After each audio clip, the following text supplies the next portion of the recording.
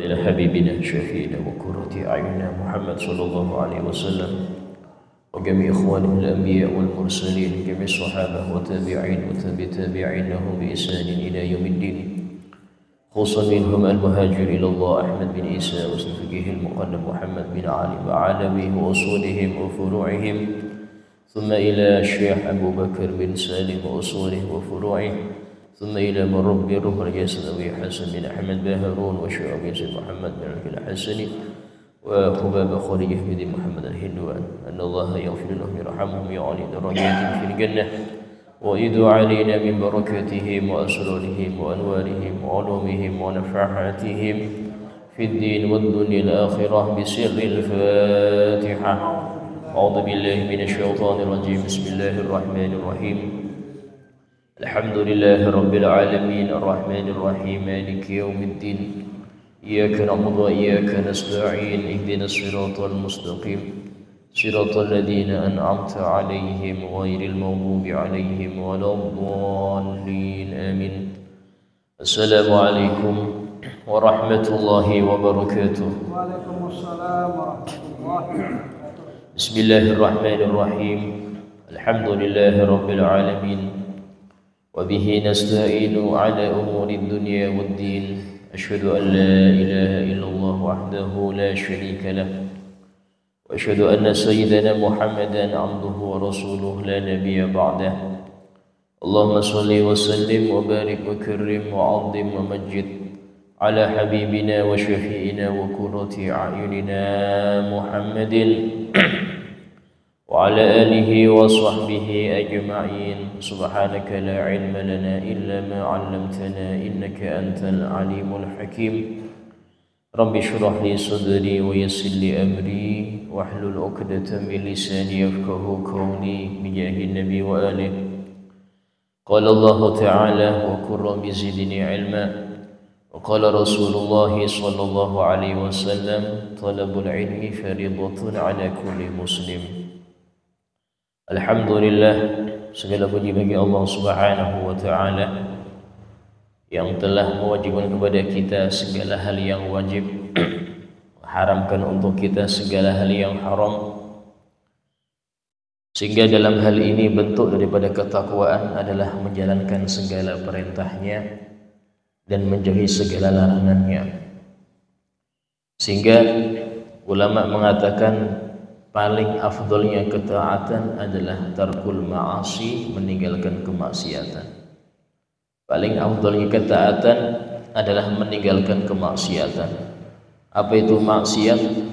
Maksiat yaitu meninggalkan yang Allah wajibkan, gak sholat, gak zakat, tidak nutup auratnya, tidak berpuasa Ramadan, tidak haji walaupun dia sudah mampu, itu maksiat.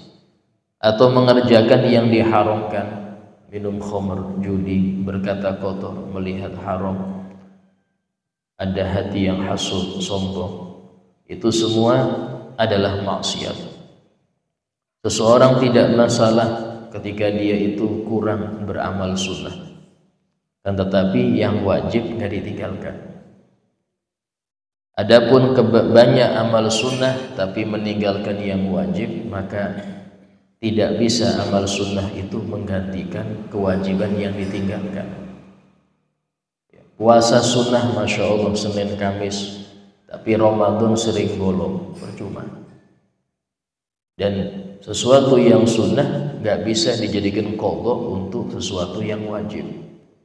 Orang yang sering tahajud, sering duha, tapi dia punya utang sholat fardu subuh seumpama, maka tetap tidak bisa diampuni dosa dia meninggalkan sholat subuh kecuali dengan diqadha. Sholat sunnah dia yang banyak itu tidak bisa menggantikan satu pun daripada 2 rakaat subuh yang dia tinggalkan, kecuali dia niat usolli fardhu subhi qadhaan, barulah itu dianggap dia melunasi satu hutang subuhnya. Sehingga ketika melihat pembagian maksiat itu ada 2, maka taubat juga ada 2. Taubat dari kemaksiatan, meninggalkan yang wajib, gak cukup hanya dengan istighfar dan sholat taubat. tapi dia juga harus mengqadha apa yang sudah dia tinggalkan tersebut. Adapun bertobat dari melakukan apa yang Allah haramkan, bertobat dari zina, dari riba, dari ini, cukup dia berhenti, ya. Kemudian tidak mengulangi lagi apa yang sudah dia kerjakan dan benar-benar dia memperbaiki dirinya. Tapi kalau untuk meninggalkan yang wajib gak cukup, harus dia mengqadha apa yang sudah dia tinggalkan. Dalam hal ini Nabi Muhammad SAW bersabda, "Man nasiya sholata falyusalliha idza dzakaraha." Barang siapa yang lupa gak sholat, lupa gak mengerjakan sholat salah satu yang 5 waktu itu, maka wajib dia mengerjakan sholat itu jika dia ingat. Ini yang lupa, yang sengaja Ustaz, apalagi sengaja. Yang lupa aja suruh qadha, apalagi yang sengaja. Karena banyak dari kita mungkin di masa mudanya sering bolong sholatnya, padahal sudah balik, tidak jangkep 5 waktu, kecuali mungkin umur 20 baru 5 waktunya lengkap. Ini bagaimana taubatnya? Harus diqadha. Tidak cukup hanya dengan yang lalu biar berlalu, nggak cukup. Beda dengan perbuatan mengerjakan yang haram, yang berlalu kholas. Yang penting Anda sudah betul-betul taubat, beres. Tapi meninggalkan yang wajib nggak cukup dengan itu. Dari sinilah kewajiban mengqadha itu adalah salah satu bentuk taubat dari meninggalkan yang wajib. Alhamdulillah, masih kita di dalam kajian tentang rukun iman kepada para nabi-nabi Allah, yang mana telah lalu kita bahas tentang sifat-sifat wajib, ya, siddiq, tabligh, amanah, wal fatanah.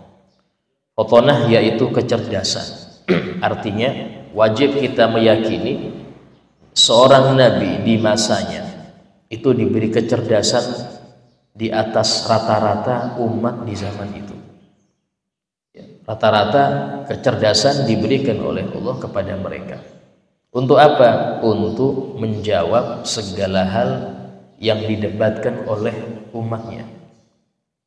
Segala pertanyaan-pertanyaan tentang Allah Ta'ala, tentang syariat yang mereka bawa, itu harus mereka dibekali dengan kecerdasan.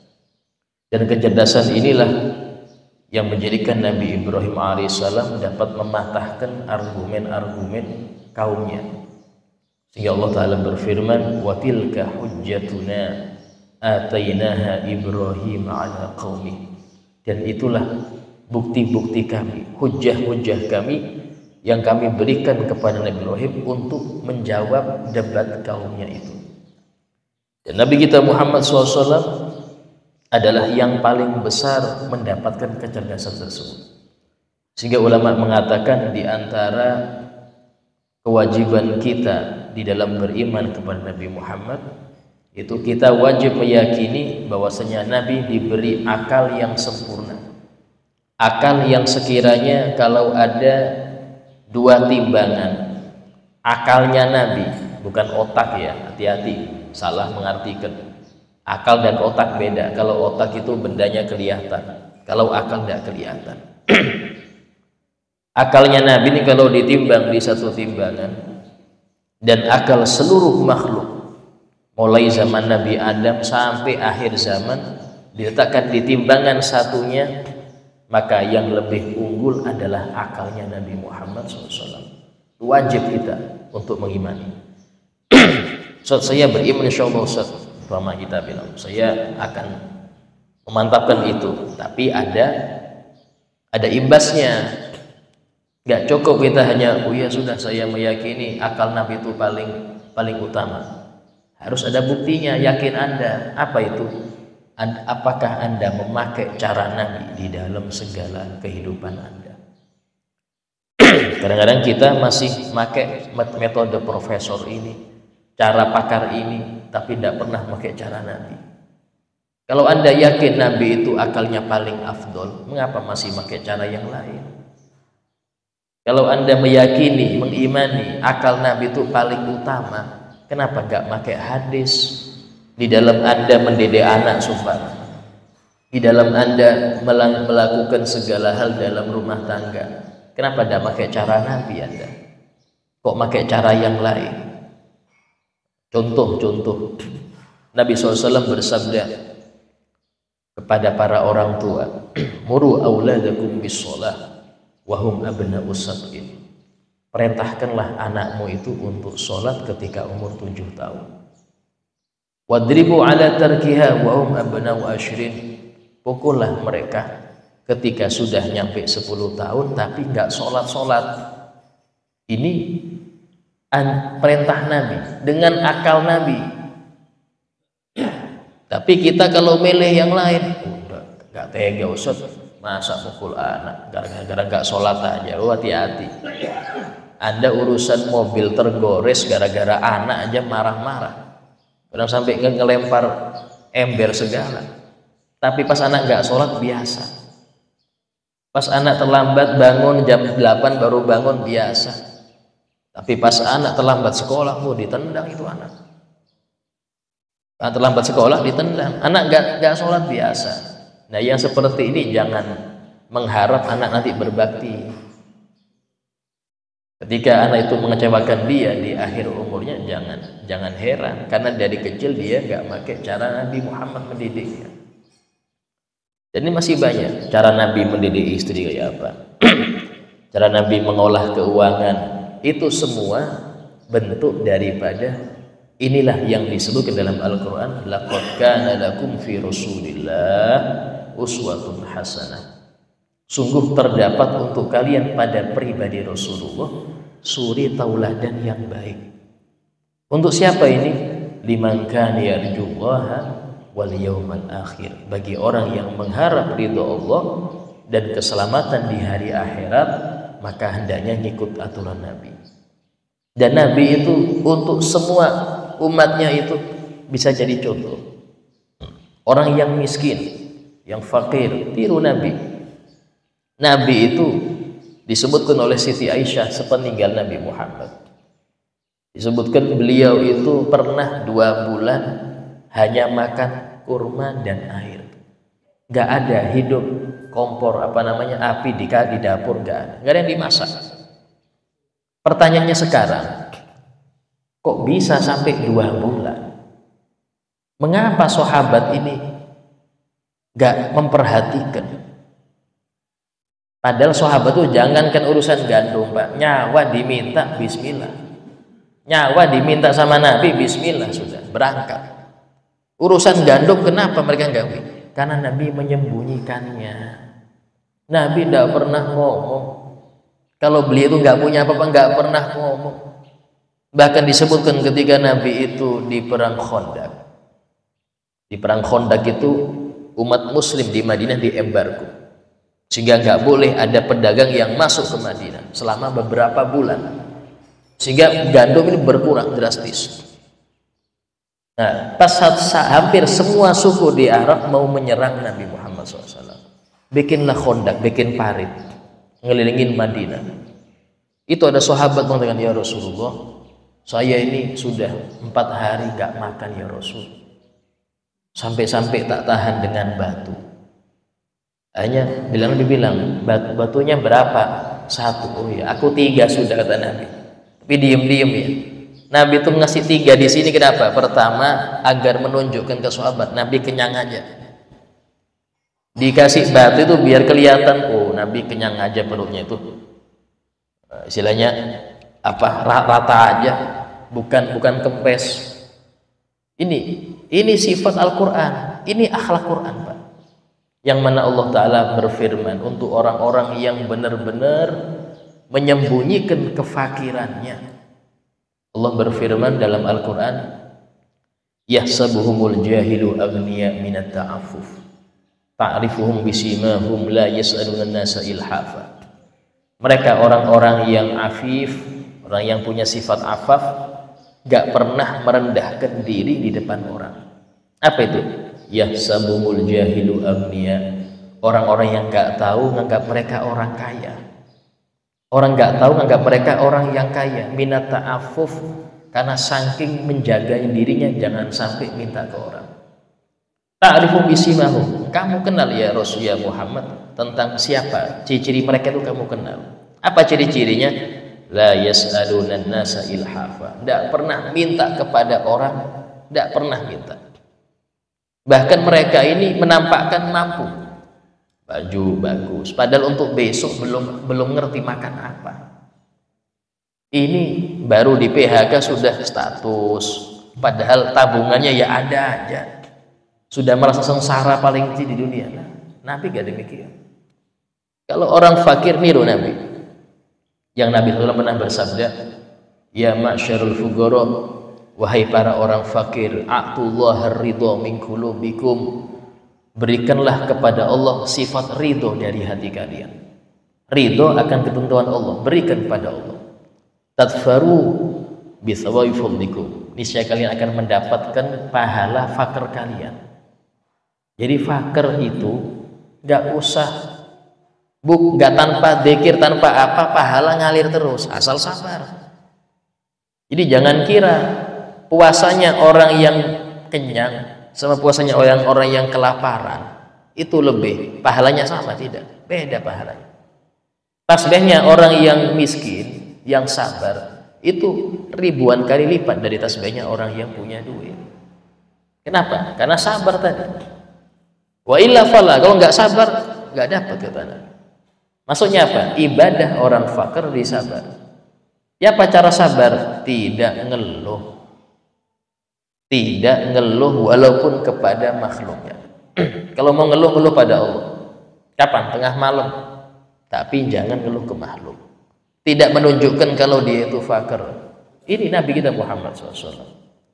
Bahkan ketika disebutkan, ketika terjadi pelebaran Masjid Nabawi di masa Khalifah Utsman bin Affan, itu seorang tabi'in yang bernama Sa'id bin Musayyib, menantunya si Abu Hurairah, itu beliau mengatakan, aku mengharap rumah Nabi itu tidak jadi dirubuhkan, karena perluasan Masjid Nabawi mau nggak mau rumah Nabi ya ikut dirubuhkan juga. Karena rumah Nabi itu berdempet dengan Masjid Nabawi. Kata beliau, aku mengharap rumah Nabi ini tidak jadi dirubuhkan. Kenapa? Agar umat Islam setelah kita tahu bagaimana zuhudnya manusia yang paling dicintai. Disebutkan rumah Nabi itu saking pendeknya, itu tangan taruh sini bisa nyentuh atap. Padahal Nabi itu ditawarkan kekayaan dunia itu kepada Nabi. Nabi nggak mau. Bahkan disebutkan Gunung Uhud ini pernah ditawarkan jadi emas. Ya, kemana-mana itu ngiringin Nabi. Nabi nggak mau. La ya Rabb, bal aju'u yauman wa ashba yauman. Aku hanya pengennya itu ya sehari kenyang, sehari lapar. Bahkan pernah Siti Hafsah, istri Nabi SAW, putrinya Sayyidina Umar bin Khattab. Waktu Sayyidina Umar itu jadi khalifah, Siti Hafsah ini sang putri mengatakan, wahai ayahku, coba engkau gunakan fasilitas untuk pemimpin itu dipakai. Istilahnya itu walaupun gaji nggak diambil, ya digunakan fasilitasnya. Maka beliau bilang kepada putrinya, Hafsah, kamu kan ngerti Nabi Muhammad, bukankah dia suamimu? Iya. Bagaimana beliau? Kehidupannya kayak apa? Apakah beliau itu pernah kenyang terus sehari full? Nabi itu kalau sudah makan siang, malam nggak dapat makan. Kalau siang nggak dapat makan, malam makan. Nggak pernah full makan terus, nggak ada. Bahkan nggak ada uang nginep di rumah, itu nggak ada. Terus engkau mau nyuruh aku nggak ngikutin Nabi? Ya, inilah Sayyidina Umar bin Khattab itu jadi khalifah, tuh pakaiannya cuma 1 lembar. Pakaiannya, padahal ini pemimpin, Pak, presiden, itu cuma 1 lembar pakaian.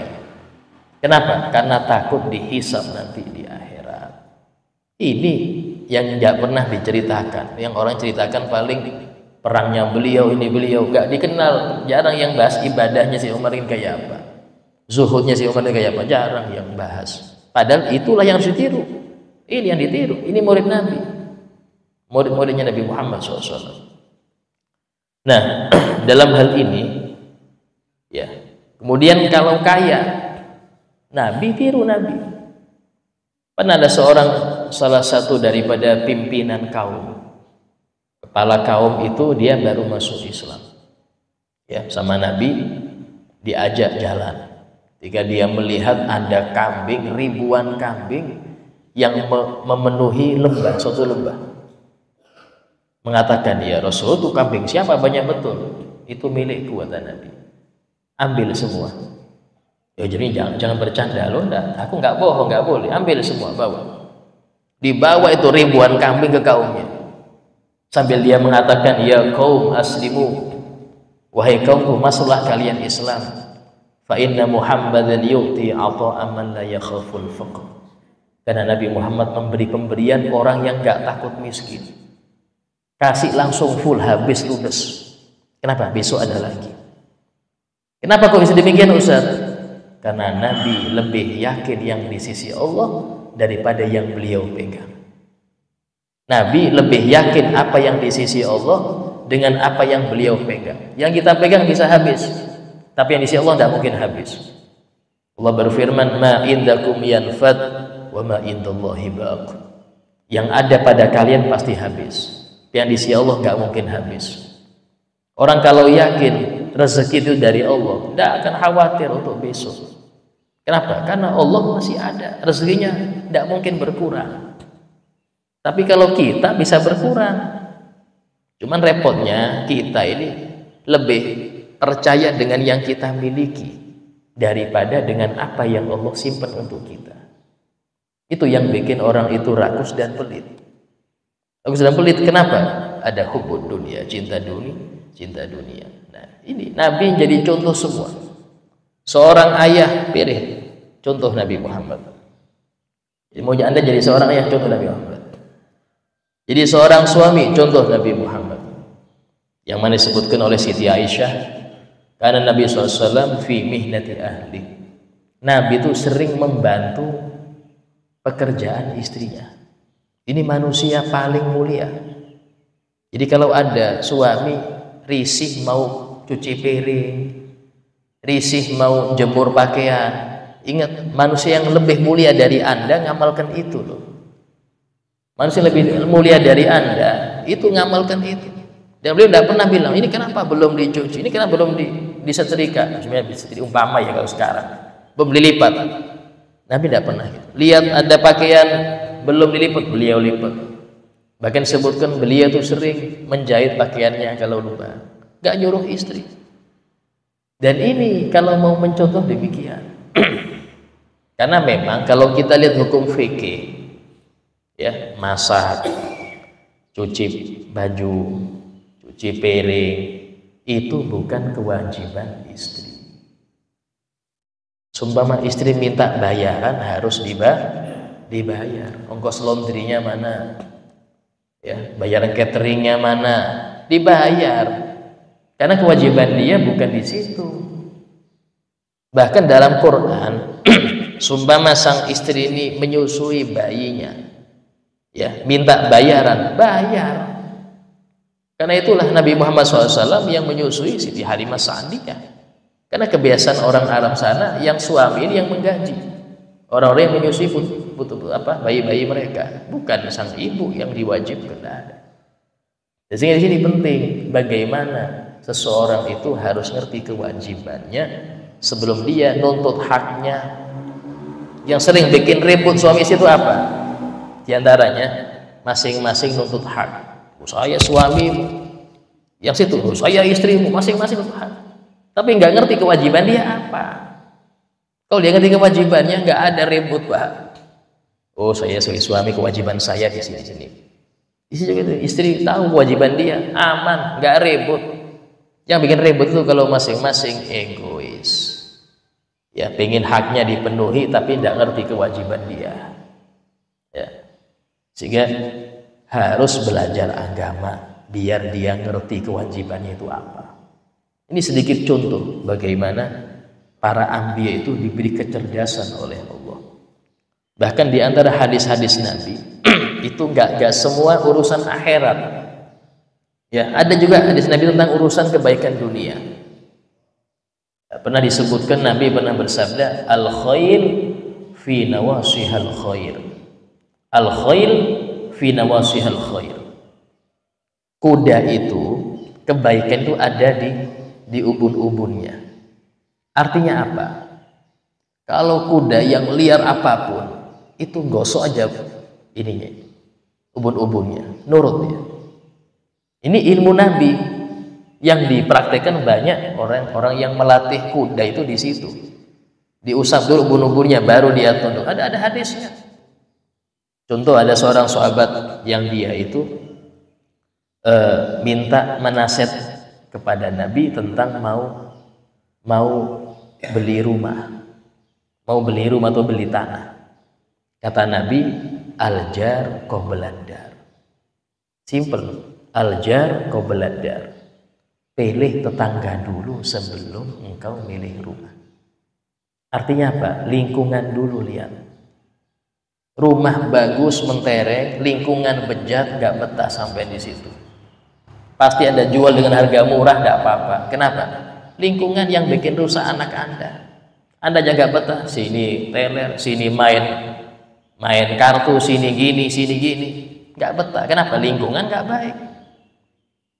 Sehingga Nabi bersabda, al-jar qablan dar, pilih tetangga dulu sebelum milih rumah. Kenapa? Karena lingkungan sangat berpengaruh. Bahkan Nabi SAW pernah bersabda, ar-radha' wal biqa' yughayyirani ittiba'. Ar-radha' wal biqa' yughayyirani ittiba'. Ya, susuan. Artinya ibu yang menyusui bayi serta akhlaknya, makanannya ibu itu bisa mempengaruhi bayi yang disusui. Itu pentingnya. Jadi akhlaknya ibu itu bisa pengaruh kepada bayi tadi. Wal biqa' dan lingkungan itu bisa merubah daripada watak seseorang.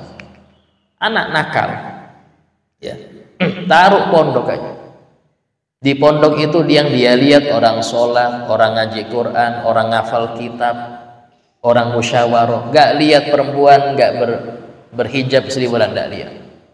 Tiap hari dia disuguhin itu, maka gak lama jadi baik. Kenapa? Lingkungan. Tapi kalau sudah anak selesai mondok 10 bulan kah, belum setahun, liburan pulang dia 10 hari aja gabung temennya, kembali rusak lagi. Lingkungan, Pak, penting. Sehingga dalam hal ini, mengapa sih orang kalau belajar agama di pondok sama di kuliah hasilnya beda? Padahal ilmunya sama. Yang kita yang belajar sama. Kenapa kok beda? Yang bikin unggul pondok itu lingkungan. Dia yang membentuk karakter. Lingkungan. Karena itulah, kalau Anda pengen anak-anak itu soleh-solehah, bentuk lingkungan yang baik untuk mereka. Awali dengan di rumah. Di rumah itu buat lingkungan Islami. Kalau seumpama ayah ibunya ya nyuruh sholat tapi HP-an, nak sholat cepat, tuh ambil kopi ya sambil HP-an dia, tidak akan nurut. Ya dia keluar tapi ke PS dia. Kenapa? Ayahnya jaga, nggak ngasih contoh, nggak bisa, Pak. Harus di rumah dikasih dulu lingkungan yang Islami dulu. Ya, ayahnya pengennya tasbih aja, ibunya baca Quran. Ya, jarang nonton TV. Ya, biar anak-anak nonton TV dulu. Nanti ada waktu mereka itu bosan. Kenapa? Karena yang dilihat orang tua saya jarang TV, jarang ini, niru dia. Ya, Anda nggak perlu maksa mereka tahajud, tapi Anda dulu tahajud. Terus usahakan bangunkan mereka. Jangan untuk sholat. Untuk apa? Nonton TV. Ya, saya di rumah itu sering bangun jam 4, ayo nonton TV, nonton kartun dulu. Kartun. Itu dulu. Sampai terbiasa mereka bangun sebelum subuh. Tapi lihat kita sholat. Lihat ibunya sholat. Niru sudah. Tidak perlu kita maksa. Tidak perlu. Kenapa? Karena apa yang dilihat itu yang cepat. Anak kecil itu lebih menangkap dengan penglihatan daripada pendengaran. Anda bilang, nah tahajud, nah ngaji, nah gini, kurang. Harus dia lihat prakteknya, contohnya di rumah Anda itu harus. Itu dari Nabi Muhammad SAW, lingkungan dulu perbaiki, baru bisa didik. Nah disinilah pentingnya bagaimana hadis-hadis Nabi itu kalau kita perhatikan, tidak semua bahas akhirat, tapi banyak juga yang membahas bagaimana kita ini selamat di dunia. Bahkan urusan rezeki, ya kadang ada nih orang beralasan, saya nggak sempat ngajari anak sholat, saya sibuk nyari nafkah, sibuk gini. Oh, di syariat ada kok. Disebutkan ada seseorang datang ke Nabi, ya Rasulullah, adbar dunia anni, dunia itu lari dariku, tak kejar ke sana, lari ke sana. Sumpah sudah dia, karena nggak dapat duit. Kata Nabi, apakah kamu nggak mampu untuk membaca tasbihnya malaikat? Yang dengan sebab itu makhluk-makhluk yang nggak mampu nyari rizki, Allah kasih rizki. Apa itu ya Rasulullah? Bacalah setelah qobliyah subuh, sebelum fardu subuh, subhanallah wa bihamdi, subhanallahil azim, astaghfirullah 100 kali. Itu Nabi nyebutkan 100 kali dan waktunya tentukan. Habis qobliyah subuh, sebelum fardu subuh. Belum seminggu ini sahabat datang, ya Rasulullah, meluber betul rezeki. Nah, tapi ini sahabat Pak, ya kalau kita ya jangan seminggu lah. Ya agak lama, continue. Kita continue, jangan seminggu belum juga Ustaz, ya, jangan. Ini sahabat Pak, langsung ya. Nah, dari sini penting, Nabi itu bukan cuma memperhatikan akhirat kita, sak dunia kita diperhatikan oleh Nabi. Bahkan Nabi SAW pernah bersabda, qira'atu suratul waqiah, man qara suratul waqiah lam tusibhul faqah. Barang siapa yang membaca surat waqiah, nggak mungkin ketimpa kefakiran. Nggak mungkin, kata Nabi, lam tusibhul faqah, nggak mungkin ketimpa kefakiran. Walaupun nggak kaya dia, tapi cukup.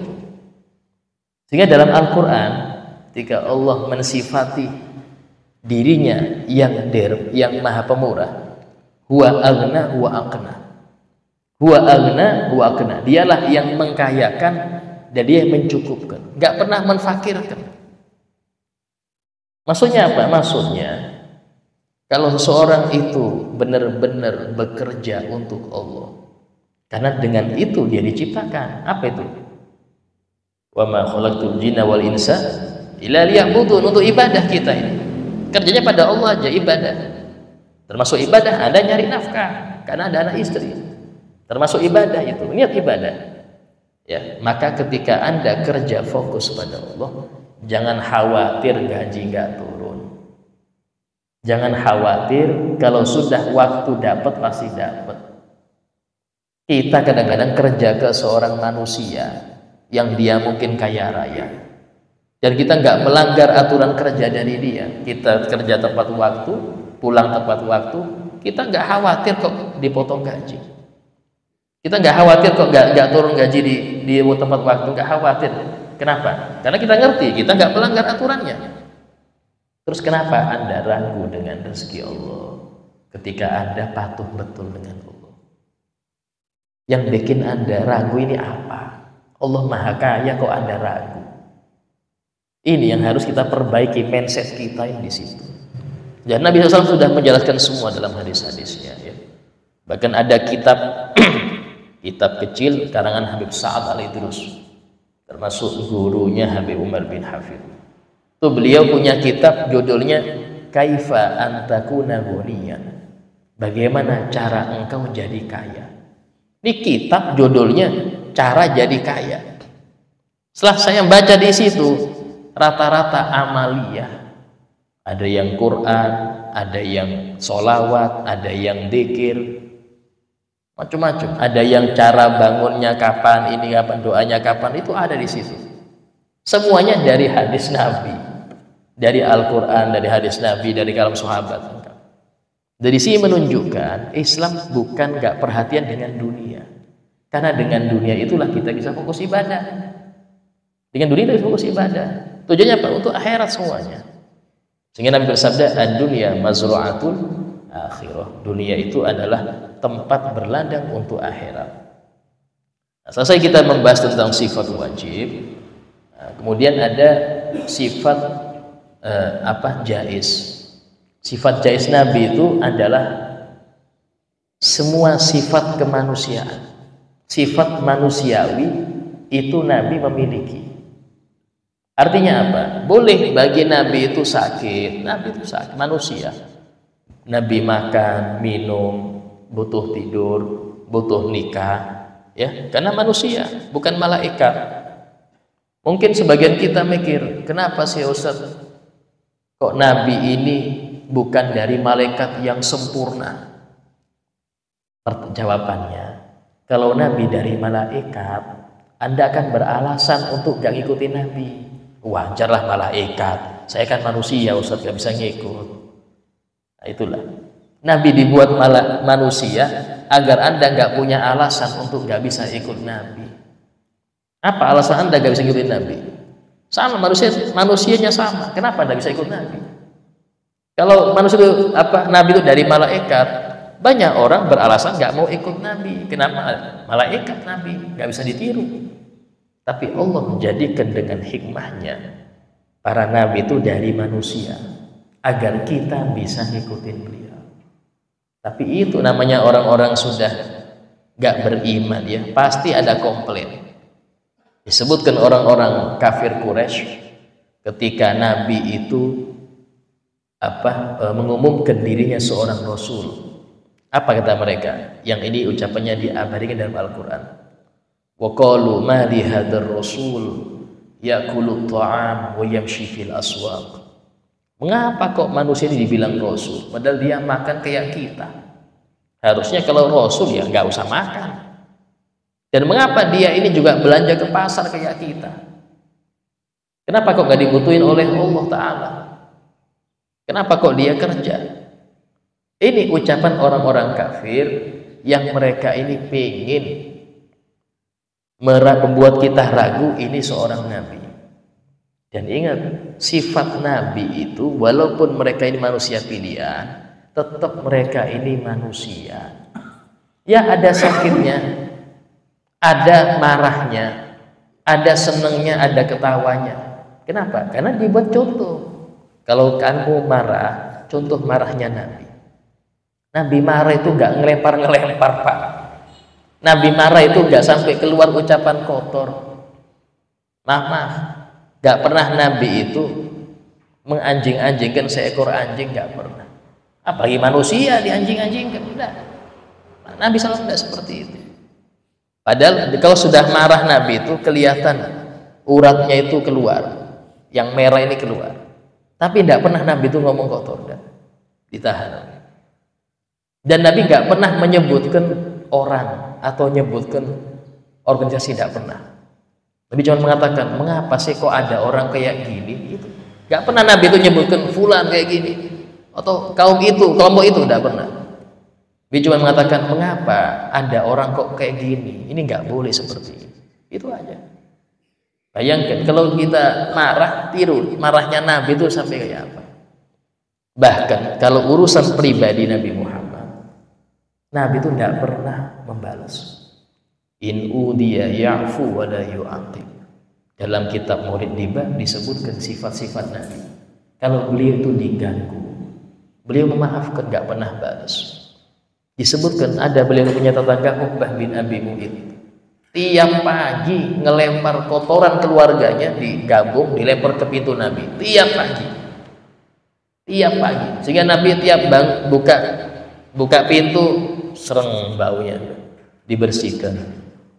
Sampai beliau itu mengatakan, sebaik-baik tetangga-tanggaku ini tiap hari ngasih pahalanya, ngasih pahala sabar tiap hari, Masya Allah. Karena Nabi itu sujud waktu di Ka'bah, ya, depan Ka'bah. Datang orang, Abu Jahal bilang, ayo siapa yang itu ada satu sak isinya kotoran unta sudah berhari-hari. Siapa yang mau, yang berani membawa itu dan melempar ke kepala Muhammad, tak kasih duit. Gak ada yang berani, tapi ada yang berani karena butuh duit, ya sudah. Itu diangkat, dirobek bawahnya, berjatuhan. Namanya kotoran unta di kepala Nabi waktu sujud. Coba, Siti Fatimah yang masih kecil nangis membersihkan itu. Ini ya apa? Apa Nabi marah? Ya, kenapa? Yang diganggu hanya pribadinya. Tapi kalau sudah diganggu agama Allah, Nabi murka. Pernah ada seorang perempuan muslimah, dia waktu belanja ke pasar. Ini ada seorang Yahudi, ya, itu mengaitkan bajunya itu dikasih apa namanya? Dikasih tali. Nah, pas perempuan itu berdiri, melorot bajunya, ketawa semua orang-orang, wah yang Yahudi ini ketawa. Ada seorang muslim, ini muslimah, akhirnya yang Yahudi itu ditebas. Gara-gara ini di kampung Yahudi dibunuh ini muslim. Nabi dengar itu langsung perang, kata Nabi. Kenapa? Islam diinjak, Islam dihinakan, langsung Nabi perang. Namanya perang Bani Mustalik. Bani Mustalik ini satu suku Yahudi di situ. Perang langsung. Kalau sudah urusan Islam diganggu, nggak bisa Nabi itu maafkan. Tapi urusan pribadi silahkan. Mau diejek mau gini, Nabi nggak ngurus. Itu sifat Nabi Muhammad SAW. Kita maaf. Islam diejek, Nabi Muhammad dicaci, sabar, sabar. Nabi sabar kok. Najib betul bicaranya. Tapi pas dia diganggu mengomel-ngomel, ini nafsu, nggak sesuai Nabi. Nabi nggak demikian. Kalau kita betul-betul cinta Nabi, kita ada marah ketika Islam diganggu. Nabi dicaci, kita harus ada respon. Tapi kalau urusan pribadi kita, ya kita maafkan. Itu harusnya niru Nabi Muhammad SAW. Ya. Dan untuk membahas masalah tentang sifat jais bagi Nabi, ini panjang ya. Insya Allah kita bahas untuk yang akan datang, insya Allah. Ya, sebagai paripurna majelis, kita ada yang mau bertanya, silahkan ditanyakan.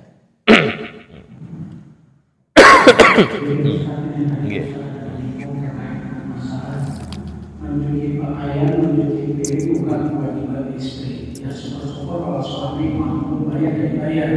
Permasalahannya sekarang biasanya itu memang kewajiban istri yang selama ini Ustaz. Kalau memang seandainya sang suami tidak sanggup membayar, nah bagaimana maka berdosa itu Ustaz. Begitu saja. Ini walaupun hal yang kecil, tapi sering kita lakukan. Biasanya hal yang seperti itu selalu istri. Ini kenyataan dan fakta dalam kehidupan sehari-hari. Ya. Di dalam hal ini, seumpama istri itu sudah ngerti kalau itu bukan kewajibannya, tapi dia tetap nggak apa-apa, sudah ini itu tugas saya. Tapi sudah dikasih tahu ya, ini nggak wajib loh. Nggak apa-apa, itu tugas saya. Maka nggak apa-apa, nggak perlu Anda bayar, nggak perlu gini, ya.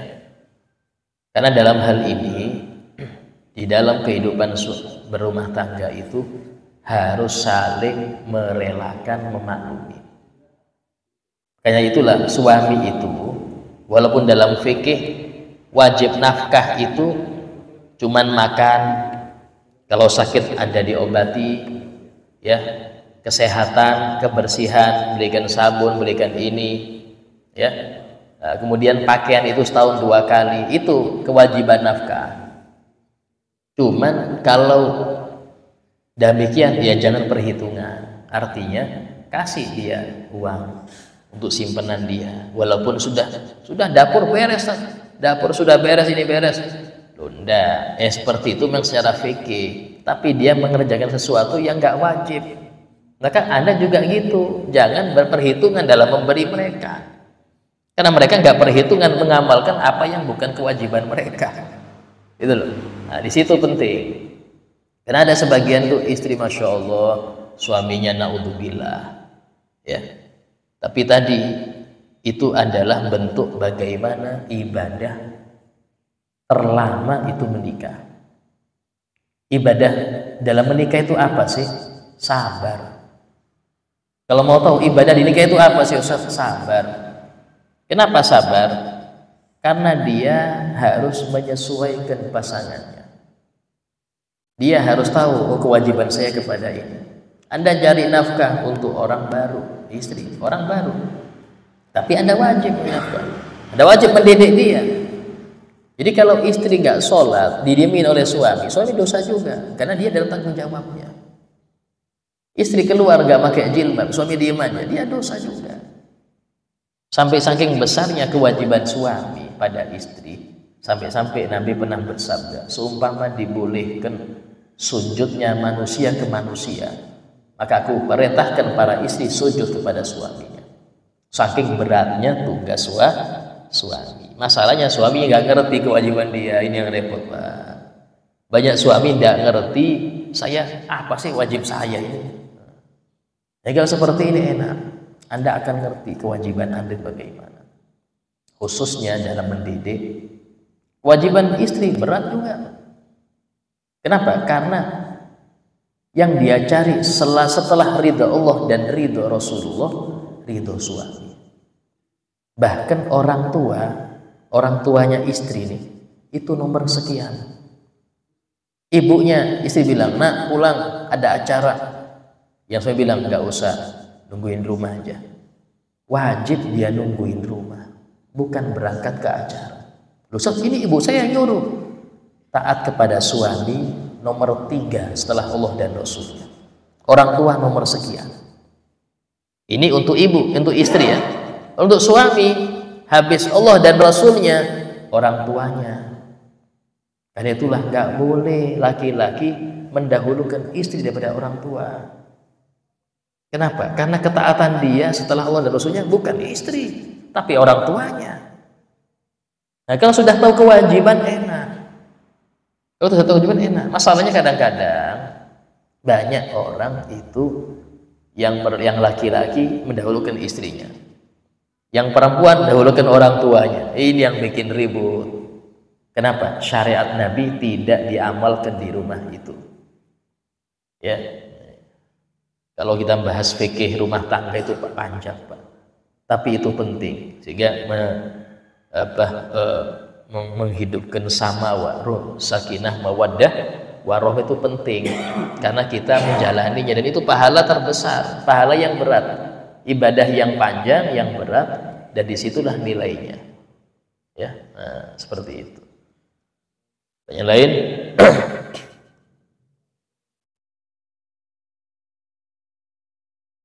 Alhamdulillah, insyaallah apa yang kita dapat semoga manfaat, dan semoga kita semua menjadi orang-orang yang mengenal hak-haknya Nabi Muhammad serta bisa mengamalkannya, serta menjadi orang-orang yang dicintai oleh Nabi Muhammad SAW dan mencintai beliau. Amin ya rabbal alamin. Ala hadiniyah wa kulli niyatin salihah. Al-Fatihah.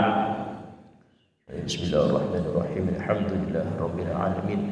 الرحمن الرحيم مالك يوم الدين إياك نعبد وإياك نستعين اهدنا الصراط المستقيم صراط الذين أنعمت عليهم غير المغضوب عليهم ولا الضالين آمين بسم الله الرحمن الرحيم الحمد لله رب العالمين اللهم صل وسلم على سيدنا محمد وعلى آله وصحبه أجمعين ربنا انفعنا بما علمتنا رب علمنا الذي ينفعنا رب فقهنا وفقه أهلنا وقراباتنا في ديننا ربي وفقنا وفقهم لما ترتضي قولا وفعلا كرما وارزق الكل حلالا دائما وأخل أنقياء لما نهضى بالخير فكل شر ربنا واصلح لنا كل شؤون وخير بالرضا منك العيون وقض عنا ربنا كل الديون قبل أن تأتينا رسل المنن ربنا آتنا في الدنيا حسنة وفي الآخرة حسنة وقنا عذاب النار وصلى الله على سيدنا محمد وعلى آله وصحبه وسلم والحمد لله رب العالمين.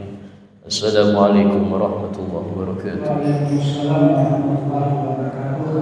Terima kasih kepada Ustaz yang telah memberikan kesempatan terkait dengan hal-hal, semoga kita bisa mengamalkannya. Amin amin. Sekali lagi terima kasih kepada jemaah seluruh kerajaan, mari kita serahkan jemaah dulu. Itu saja yang